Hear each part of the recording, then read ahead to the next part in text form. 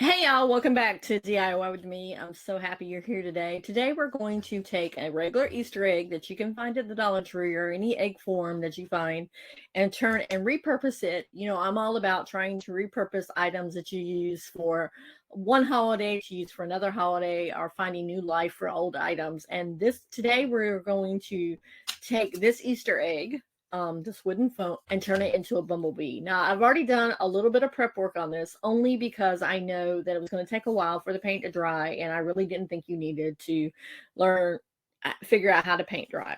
But I actually painted these with my paint markers. I used the Overseas paint marker, and what I did was I just kind of came with my pencil and just drew a template across. I was like, okay, I just kind of eyeballed it. Okay, that side, and then I'm going to go here, and then I'm going to go here. And then when I realized that I wasn't going to end up with a black bead at the end, I just added a little black right here because no bumblebee is normally the same size on every bumblebee is different. So then I came back and I actually did all my black first, because whenever you're using a darker color, use that color first, because if not, it may bleed into the other color. And because I did not have yellow, I actually used this gold print because I just thought it was prettier. Now I've noticed right down here at the bottom of my paint of my bee that this side right here is off. So I'm just going to go ahead and paint that. But that is all I did. You can use Sharpies, you can use regular paint, you can do however you want to do to get your bee the way it's shaped, the way it's supposed to be. And the next thing you're going to do is you are going to need some scissors, of course, your handy dandy hot glue gun with your extra hot glue sticks. I actually need to fill this up pretty soon because I'm running low. You're going to need some burlap. You can use this type of burlap, or you can also use a ribbon. It comes in a ribbon form if you don't want to go buy yards of burlap. Or sometimes you can find fat quarters that are really easy and quick to use for an item. You're going to need some googly eyes for your bee. I'm using for the bee's antennas because I feel like it's a lighter weight wire, some floral wire. It's lighter weight, it's easy to work with, and I'll show you how to shape those antennas in a minute. Also, you're going to need some raffia, just so to kind of put around and make a bow for your bee. And I'm going to repurpose. I have a little piece of white pipe cleaner right here, so I put that in my craft section, and I'm going to repurpose that as well. Now, like I said, start off with, you take your egg and you go ahead and try to figure out your design, and then paint it. You can use watercolor markers, you can use paint markers like I used, you can use Sharpies, you can paint it by hand. There's so many different ways that you can actually do this. Or if you decide that you want to get a little bit craftier and go a little bit further along with your craft, you can always come back and do it in strips, fabric strips, or decoupage it, and take the black here and then the yellow, the black and the yellow, and you can do it in different fabric colors, and that'd be really pretty as well. But I just did it with my paint pen. I prepped this last night because I knew I was going to need a little bit of time for it to dry. So then the first thing I'm going to do right now is I'm going to go and I'm going to open up my little googly eye case. I love this case because I have all of them together and they're not in a plastic bag that will get punctured and I'll have googly eyes all over the place. Because you know, when you have your crafts, you tend to have them stored and they sometimes can go all over the place. So I know my bee is going to be kind of small and I don't want their eyes to be really big. So I'm going to go with the smallest eyes I have. So I'm just going to pull these out. So I'm pulling two out. One escaped. So I'm putting that back in. And then I'm going to go ahead and immediately close it back up because you don't want these going all over the place. So the more secure you have of these, the better it'll be. Next, I'm just going to come and I'm just going to kind of figure out where I want to place them first. Now, this will be a really great if you have like tweezers or something like that. I do have tweezers, but they're in my craft cabinet over there and I'm not going to go get them. But it'd be really cute because then you can easily pick them up and place them. So I'm just going to put a little bit of hot glue right here. And I'm just going to do one at a time because I don't know how long it's going to take me to put the one down and put it in place. Same thing goes here. You're just going to put one down and put the other in place. And you're just going to work it in. Now I've got some hot glue right here, but I've already got it off. Okay, so your bumblebee has eyes now. What's really great about these eggs is you can also create a ladybug out of them, and I think I will do a ladybug later so you guys can see that, but I think that would be really cute as well. So you have that. Now, what does the bumblebee need? The bumblebee, of course, needs wings. Now, I'm going to kind of eyeball it a little bit, but I'm also going to use this just to kind of get a little bit of a shape to it. So I'm just going to cut it out. This is burlap that I had left over from a project I had, and it's not the best. The scissors are not cutting the way I want them to, so I'm just going to come and cut. Now I'm just using this right now. I'm not going to use this whole thing for the wings because obviously it's bigger than, but what I might end up doing is cutting it in half and using for the top wings for the bumblebee. So you can do this and go across like that, but I don't like that. So what I'm going to do is I'm just going to come and I'm going to cut halfway. So you still have that shape, but I kind of like the dimensions to where the bumblebee has more wings. So they have multiple wings. So I'm just going to come and what I'm going to do is I'm going to kind of round this one out a little bit, and then we'll cut a smaller shape. So I'm just going to round that piece out. So you see what we're going to end up doing is the bumblebee are like this, the wings are like this, and then we're going to just round them out. Now, I don't know if I really like that way because that one's a little bit longer, but we shall see. I think what I'm going to do is I'm going to go back and cut that big one again and add dimension to the top. So I'm going to change it this time, and I'm going to cut this way with it. Because I think when I was cutting it the other way, it was the little wood pieces were getting in the way. So I'm just going to cut this way and then half it. I'm going to cut 2 of these out. And I'm going to half that so that they're half. So we have both sides. Okay, so I'm going to put that to the side. And what I'm going to do is I'm just going to come back with this. And we will add the little piece on in just a second. But just come back and go ahead and hot glue your wings on the back. And since this piece I know has this right here already on it, I'm going to go ahead. I'm going to use my paint marker for it to kind of push it down. You have one side, but don't worry, we're going to come back and do something really cool on the other side. Now, if you're doing the ladybug, what would be really cute is if you have any leftover hearts from Valentine's Day, which I'll show you how to do that. I'll do another ladybug later. But if you have leftover hearts from Valentine's Day, foam hearts, that'd be really cute as well to do for the wings. Okay, so we have our bumblebee has his wings. But I kind of want to come back and add an extra layer of wings so that it looks like he has more than 2 wings. So what I'm going to do here is I'm just going to come and add this little piece that we cut right about there and add it so it's flying up. So he's like in flight. See, so the bumblebee's in flight now. He's flying. And since this piece is kind of warped because I said I used it for another project and it happened to be left over and it's been sitting in my craft cabinet for years, I'm actually going to have to add a little bit more glue to it.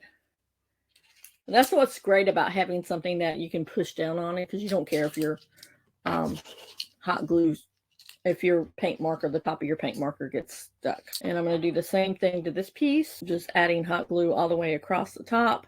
And then just sticking it on. So it looks like it's in flight a little bit. You know, you want to hold it there for a little bit. If you have a clamp, you can put a clamp on it. I'm just kind of picking it up right now to have the beads, to have the strings coming off.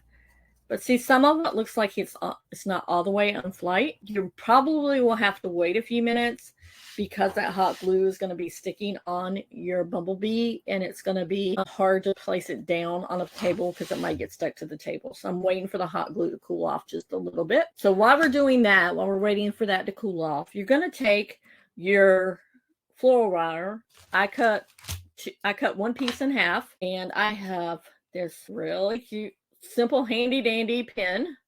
And what I'm going to do is at the very top, because I know my bumblebee is going to have like antennas coming off, I'm just going to twirl it like this around the pin. And then I'm going to take, you can use wire cutters, but I think my scissors will work just as good, and cut the excess off a little bit because you want it to come out of your bumblebee. So I'm going to do the same exact thing for the other piece.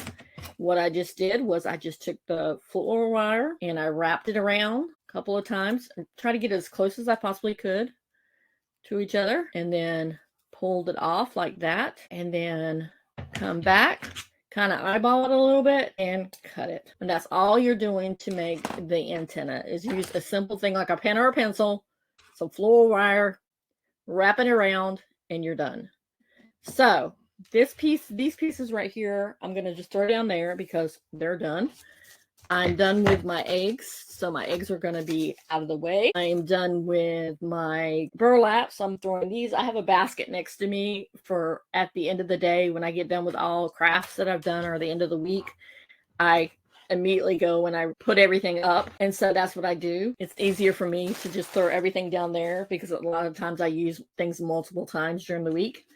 So now that we have this and it's dry, you're going to come back and you're going to take your hot glue, and you're going to have to wait as well on this one, and you're just going to place your floral wire on the hot glue and let it just hold it until it's adhere. And you're going to do the same thing to this piece. You're just going to hold it, and while that's gone, while you're waiting for that to go, you're going to take your raffia, and this one I have not opened. I have two, but I have not opened one. And of course, I picked up the one that wasn't open. So I'm just going to snip right here. And I'm just going to snip. I'm just going to try to snip it off. And there we go. And I think that's about the piece that I need. But what I'm going to do, because sometimes it's hard to work with, is I'm going to go ahead and pull it across and see if I can tear it open while you're waiting. Just tear it so that you have pieces. You may have to come back and kind of see, just make it so it's like that. Just tear it down. I'm only going to do one side because I know I'm going to end up making a bow for it. But this will give me a little bit of leeway for the raffia while I'm waiting for that to dry. This one right here, I think I'm going to have to cut because you can tear, you can cut, you can do however you want. It just depends on how tough the raffia is and how your hands are working today. Same thing goes for this side, but I'm not going to do this side yet because what I'm going to do is I'm going to create a bow. And sometimes when you don't have a lot of, that you're working with a lot of material, it's hard to create the bow. But you see how I just did it? I actually didn't knot it. I just created the bow. I just made 2 bunny ears and pulled them through. And then you're going to come back over here on this side. We are almost done with our bee, guys, I promise. And you're just going to tear it across. So it's kind of laying out like that, but you're also going to end up having to cut this side because it's a little bit bigger. But you're just trying to make so that it looks like it's super fun bee. Now, if you noticed on my bee, I still have the hole. So if you decide that you want to hang it up somewhere, you can use that. I didn't cover the hole up because I wanted to be able to take, and I probably will get a pipe cleaner, which I threw down there, and use a pipe cleaner as the hanger, or you can put a paper clip through it and use that as a hanger. But all I'm doing right now is just tearing this raffia so that it looks really like farmy, woodsy type. And I might have to come back and cut a little bit more off. So that's what we're doing. So that should be, yep, the hot glue is done. So we're missing the nose, which I said I'm just going to use a piece of pipe cleaner that I have, extra pipe cleaner. And I'm just going to stick it here and stick the nose on.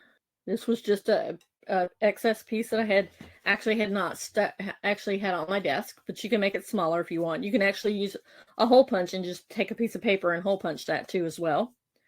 And then you're going to come back with your raffia bow and put it on your bow, and here you go. And I'm going to actually take a piece of this raffia and cut it and thread it through here and tie it in a knot.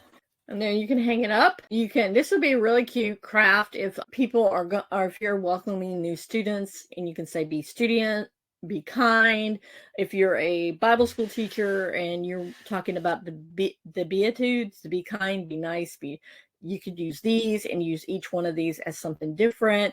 You could also use this if you're in spring and you're talking about flowers and pollinating. This would be a great craft to use to show the kids our name tag for when they come in for the first day of school. Any type of thing that you could possibly think of. And basically, you can get a pack of, I think there's like 6 in a pack.